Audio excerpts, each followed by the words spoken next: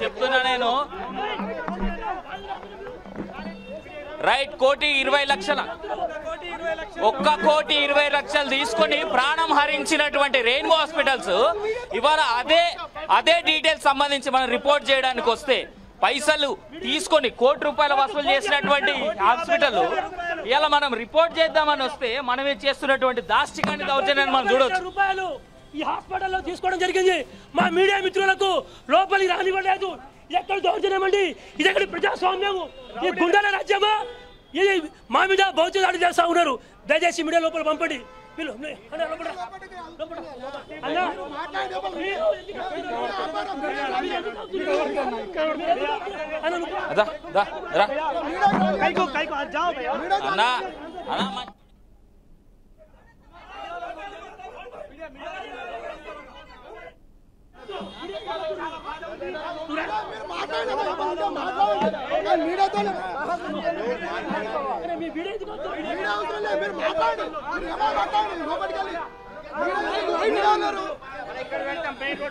ఎందుకు రావు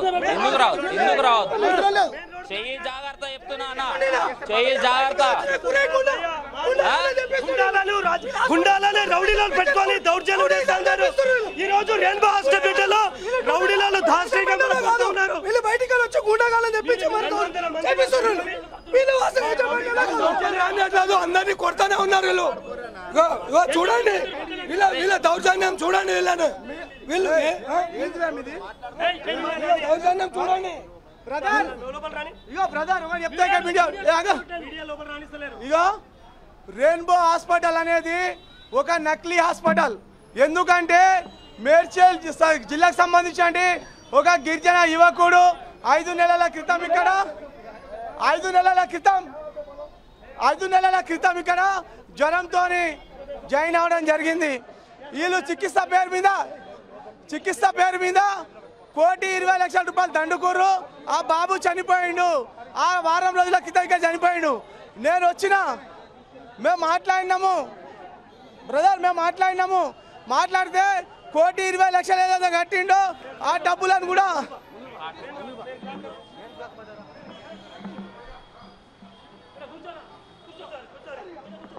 అన్న కూర్చోండి, నేను తీసుకుంటే ఒక్క నిమిషం.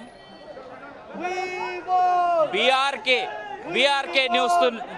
న్యూస్ చూస్తున్నటువంటి ప్రజలు అర్థం చేసుకోవాలి, వ్యూవర్స్ అర్థం చేసుకోవాలి. 10 రోజుల క్రితం ఇదే బీఆర్కే న్యూస్ సాక్షిగా నేనే ఈ రెయిన్బో హాస్పిటల్కి సంబంధించినటువంటి డీటెయిల్స్ అన్ని కవర్ చేసి లైవ్లో చెప్పడం జరిగింది.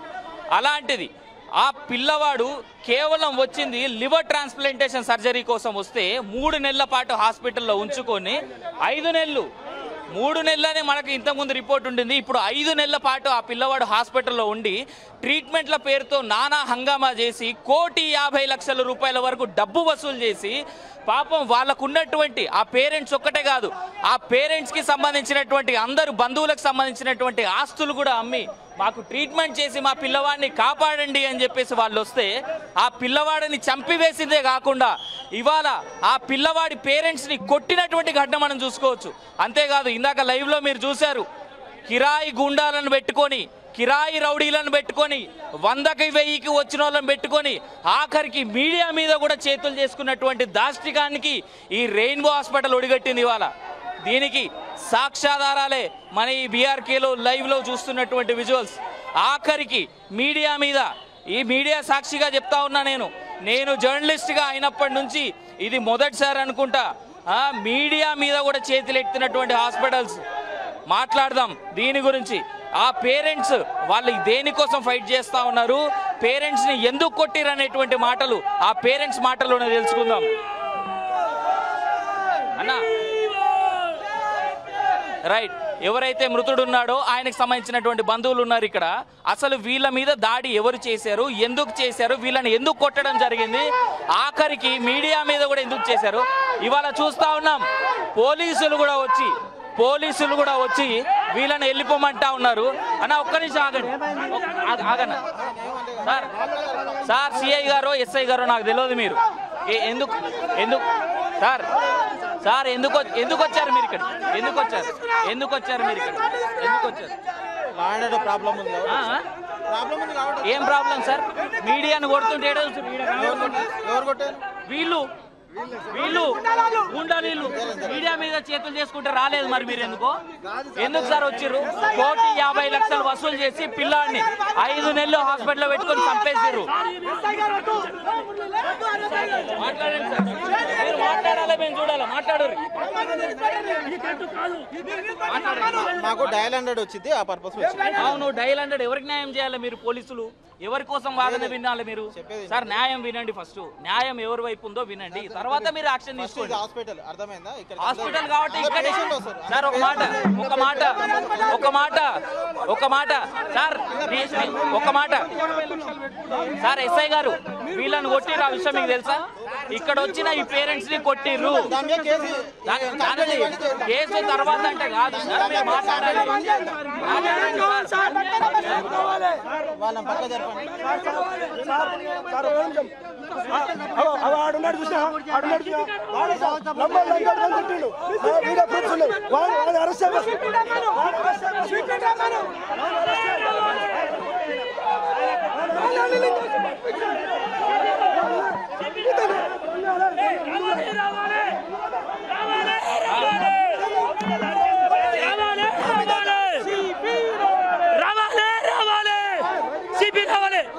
పోలీస్ డిపార్ట్మెంట్ అయినటువంటి పోలీస్ మిత్రులారా, మీరు మమ్మల్ని సహకరించండి. మేము గిరిజనం, మేము అమాయకులం, మారుమూల ప్రాంతం. కానీ మీ దగ్గర ట్రీట్మెంట్కి వస్తే 1,50,00,000 రూపాయలు మేము కట్టడం జరిగింది. కానీ ఇప్పుడు మా బాబు చనిపోవడం జరిగింది. మాకు 1,50,00,000 మేము అడుగుతుంటే భౌతిక దాడులు, గుండాలు, రౌడీలతో మమ్మల్ని కొడుతూ ఉన్నారు. పోలీస్ డిపార్ట్మెంట్ ద్వారా మీరు మిత్రులు మిమ్మల్ని సహకరించండి. మీకేం పని ఇక్కడ? మీకేం పని? పోలీస్ మిత్రులారా మీకేం పని? మీకు ఏం పని ఇక్కడ? అంటే ఇక్కడ నకిలీ వైద్యం జరుగుతూ ఉన్నది, నకిలీ వైద్యం అందిస్తూ ఉన్నారు. పోలీస్ మిత్రులకు ఏం పని అడుగుతా ఉన్నా?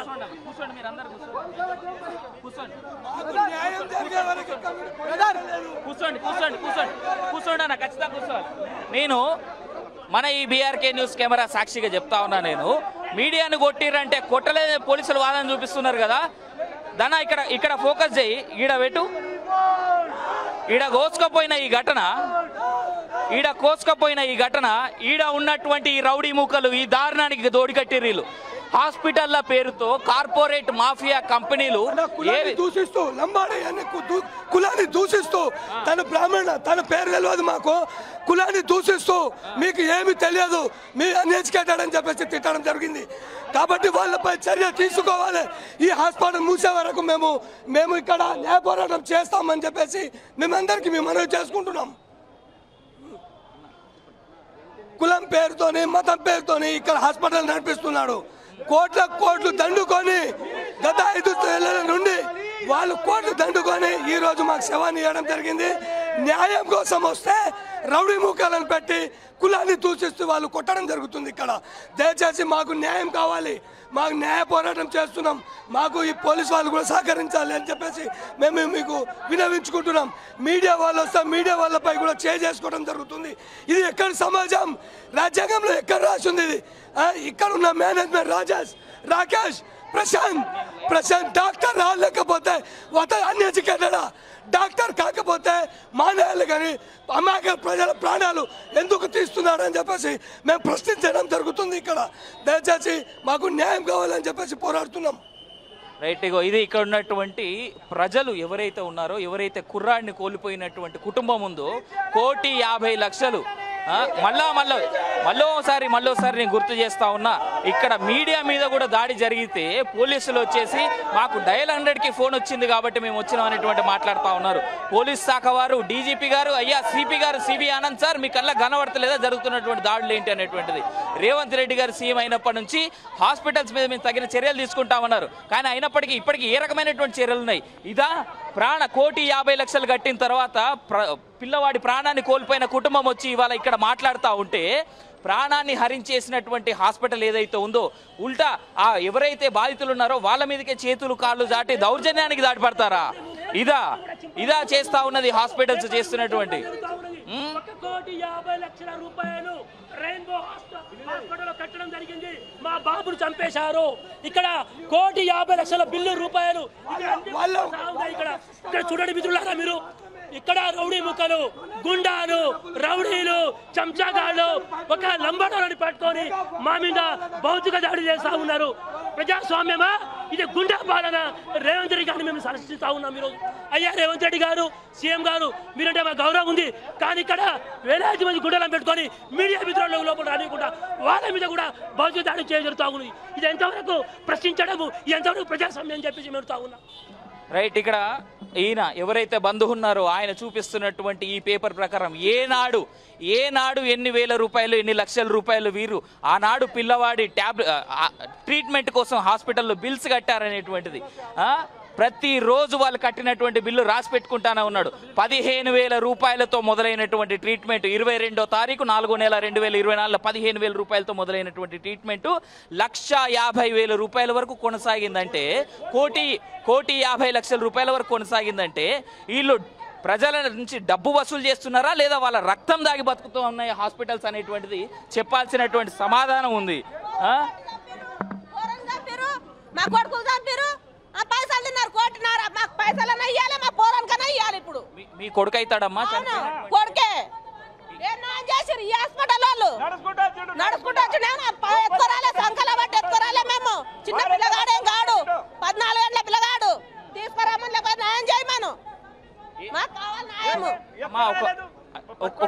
ఒక్క మాట అమ్మా, మేము ఇందాక కొన్ని విజువల్స్ చూసినాం. మీరు లోపలికి పోయి కొంతమందితో మాట్లాడుతుంటే మిమ్మల్ని కూడా కొట్టినట్టుగా.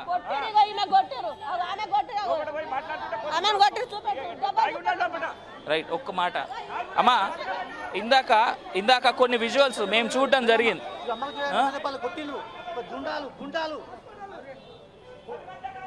ఆఖరికి ఆడవాళ్ళు ముసలి వాళ్ళు అనే తేడా లేకుండా ఆ తల్లి చెయ్యి వాపు చూసుకోవచ్చు, ఆమె వీపుల కోసుకుపోయినటువంటి ఘటనలు చూడవచ్చు. ఇక్కడ రెయిన్బో హాస్పిటల్ అనేటువంటి పేరుతో కార్పొరేట్ మాఫియా. మేము ఈ రోజు ఇక్కడ వచ్చి న్యాయం కోసం పోరాడుతా ఉంటే మీరు ఏం చేసుకుంటారు చేసుకోండి. మీడియా వాళ్ళకి చెప్తే మా అంటే 1 గంట సేపు హాట్ న్యూస్ వస్తుంది, ఆ తర్వాత అందరు జనాలు మర్చిపోతారు, మీరు మర్చిపోతారు, మీడియా వాళ్ళు కూడా మాకు ఏం చేయలేరు. మీరు ఏం చేసుకుంటారో, ఎక్కడ వెళ్తారో అని చెప్పి లంబాడీస్ మీరు అని చెప్పి కులాన్ని దూచేసుకుంటూ మీరు ఏం చేసుకుంటారో చేసుకోండి అని చెప్పేసి వాళ్ళపై లేడీస్ అని చూడకుండా కూడా వాళ్ళపై అందరు ఎగబడి వాళ్ళ ఒక సెక్యూరిటీ గార్డులను మళ్ళీ డబ్బులు ఇచ్చి వాళ్ళని పిలిపించి రౌడీలను వాళ్ళపై దౌర్జన్యం చేపించి కొట్టడం జరిగింది. దయచేసి మాకు ఈ మీడియా త్రూ అయినా న్యాయం జరగాలని చెప్పేసి కోరుకుంటా ఉన్నాం. మీడియా వాళ్ళ లోపల వస్తే మీడియా వాళ్ళ పైన కూడా ఫైవ్ టీవీ న్యూస్ వాళ్ళ పైన కూడా చేసుకోవడం జరిగింది. దయచేసి ఇది రేవంత్ రెడ్డి గారు మినిస్టర్ల వరకు వెళ్ళి మాకు న్యాయం చేయాలని చెప్పేసి మేము కోరుకుంటున్నాం.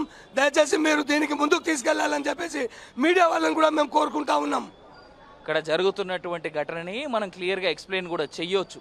రైట్. అదేవిధంగా ఇక్కడ ఒక్క మాట మాత్రం చాలా క్లియర్. 1,50,00,000 తీసుకున్నటువంటి ఈ ఆసుపత్రి తీసుకున్న డబ్బులు మేబీ తిన్నదే డబ్బులు అరగలేదేమో తెలియదు. కొన్నిసార్లు నేను ఇంతకుముందు కూడా ఇదే రెయిన్బో హాస్పిటల్కి సంబంధించి 10 రోజుల క్రితం ఆ పిల్లవాడు చనిపోయినాడు, నేనే రిపోర్ట్ చేయడం కూడా జరిగింది ఇదే హాస్పిటల్ దగ్గర నుంచి. వైద్యో నారాయణో హరిహి దగ్గర నుంచి ఈనాటి కాలంలో డబ్బుల కోసం వైద్యుడు అనేటువంటి వాడు రాక్షకుడు భక్షకుడు అయి తయారైతా ఉన్నారు ఈ మధ్య. కేవలం డబ్బుల కోసం రాజకీయ రణరంగం నడుపుతూ కార్పొరేట్ మాఫియాను నడుపుతా ఉన్నారు. ఇందాక కూడా చూపెట్టినట్టు జరిగింది మా కెమెరామెన్ మా ధనరాజ్.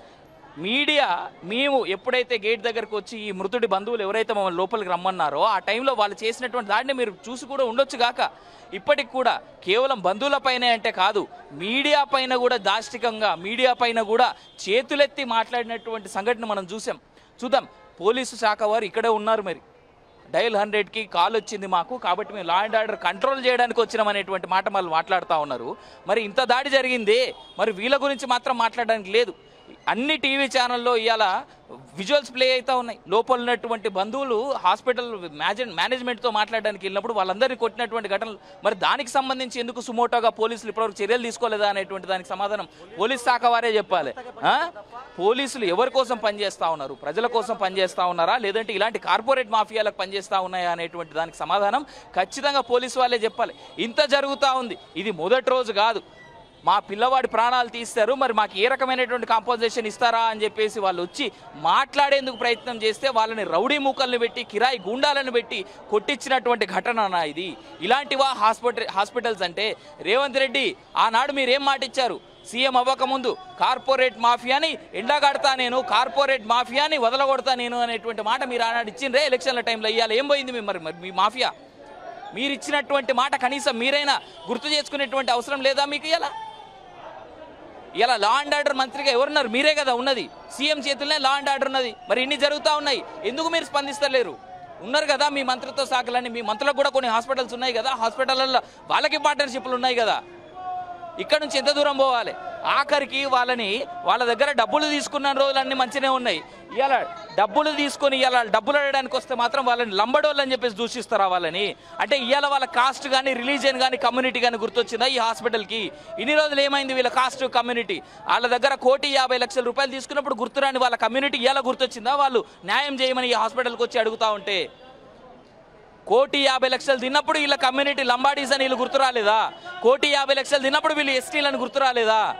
ఇవాళ వీళ్ళపైన దాడి చేసినప్పటికి మాత్రం వీళ్ళని నిమ్న కునాలని చెప్పేసి మాట్లాడడానికి గుర్తొస్తుందా మీకు? మీడియాగా మేము వచ్చి మాట్లాడుతూ ఉంటే ప్రైవేట్ ఫోర్సును పెట్టి, సెక్యూరిటీ గార్డులను పెట్టి, ఆఖరికి మీడియా పైన కూడా దాడులు చేస్తున్నారంటే వీళ్ళని ఏమనాలి? మరొక్క మారు ప్రజలు కూడా ఆలోచించాలి, ప్రజానికం కూడా ఆలోచించాలి. కార్పొరేట్ మాఫియాలో ఉన్నటువంటి హాస్పిటల్ని ఎంత అవాయిడ్ చేస్తే అంత మంచిదే అని గుర్తుపెట్టుకోవాలి. ఆఖరికి ఆడవాళ్ళు లేరు, ముసలి వాళ్ళు లేరు, ఎలాంటి భేదం లేకుండా ఎవరి మీద పడితే వాళ్ళ మీద దాడి చేస్తున్నటువంటి ఇలాంటి హాస్పిటల్ని చూస్తూ కూడా ఎందుకు కూర్చుంటున్నాయి పోలీస్ శాఖ వారు అనేటువంటి దానికి కూడా ఖచ్చితంగా పోలీస్ శాఖ వారి సమాధానం చెప్పాలి. రైట్, చూద్దాం. ఇక్కడ ఉన్నటువంటి ఈ బంధువులతో ఒక్కసారి మళ్ళీ మాట్లాడించేటువంటి ప్రయత్నం చేద్దాం. ఈ రెయిన్బో హాస్పిటల్ నకిలీ హాస్పిటల్. ఈ హాస్పిటల్లో వైద్యం పేరు మీద అధిక ఫీజులు దోపిడీ, సరైన డాక్టర్ లేరు, మొత్తం నకిలీ డాక్టర్లు. ఇవాళ ఈ రెయిన్బో హాస్పిటల్ విచ్చలవిడిగా నకిలీ వైద్యం చేస్తూ డబ్బాలు పంపిస్తుంది. కాబట్టి తెలంగాణ రాష్ట్రంలో ఉన్నట్టు ప్రజలారా, మీరు ఈ రెయిన్బో హాస్పిటల్లో మీ బిడ్డలను అడ్మిట్ చేసి మీ బిడ్డల ప్రాణాలు తీసుకోవద్దని చెప్పేసి నేను వాళ్ళని హెచ్చరిస్తున్నా. కనీసం జిల్లా వైద్యాధికారి పొద్దుగాల 10 గంటల నుంచి మేము ధర్నా చేస్తే కూడా రాకపోవడం సిగ్గుచేటు. జిల్లా కలెక్టర్ ఏం దిక్తుండని అడుగుతున్నా. ఈ హైదరాబాద్ జిల్లా కలెక్టర్ ఏం దిక్తుండు? ఈ జిల్లా కలెక్టర్ రావాలి, డిఎంహెచ్ఓ రావాలి, ఆరోగ్య శాఖ మినిస్టర్ దామరాజ నరసింహ రావాలని చెప్పేసి మేము డిమాండ్ చేస్తున్నాం. ప్రజలు మా ప్రజలకు న్యాయం న్యాయం జరిగే వరకు ఈ హాస్పిటల్ ముందు శాంతియుతంగా కూర్చుంటాం. ఎన్ని రోజులైనా ఇండే కూర్చుంటాం. పోలీసు వాళ్ళు ఆ రోజు సిఐ వచ్చి సెటిల్మెంట్ చేసిండు. ఆ సిఐ ఎందుకు వస్తాడు ఇడికి? ఆ సిఐ రావాలి. బంజారా హిల్స్ సిఐ రాఘవేందర్ రా అని అడుగుతున్నా నేను. ఎందుకు రావు? నువ్వు సెటిల్మెంట్ చేసినావు కదా, నీకు ఎవరు పంపితే సెటిల్మెంట్ చేసినావు? ఏసీబీ పంపిండా, డీసీపీ పంపిండా, నీకు సిపి పంపిండా? మీ ఎస్ఐ వచ్చి మాకు 100 డైల్ కాల్ వచ్చింది, మిమ్మల్ని మేము లేపాలని చెప్పేసి భయభ్రాంతులకు గురి చేస్తున్నాము ఎస్ఐ రవీందర్ వచ్చి. అంటే మీరు పేద ప్రజలకు రక్షణ కల్పిస్తారా, బడా బాబులకు రక్షణ కల్పిస్తారా సిపి గారు అని చెప్పి సిపిని అడుగుతున్నా. అయ్యా సిపి గారు, నీ పోలీసు వాళ్ళు తప్పు చేసినటువంటి హాస్పిటల్ పై చర్య ఎందుకు తీసుకుంటలేరు? నీ పోలీసు వాళ్ళు ఈ పీడీ యాక్ట్ ఎందుకు పెడతలేరు? నకిలీ డాక్టర్లను ఎందుకు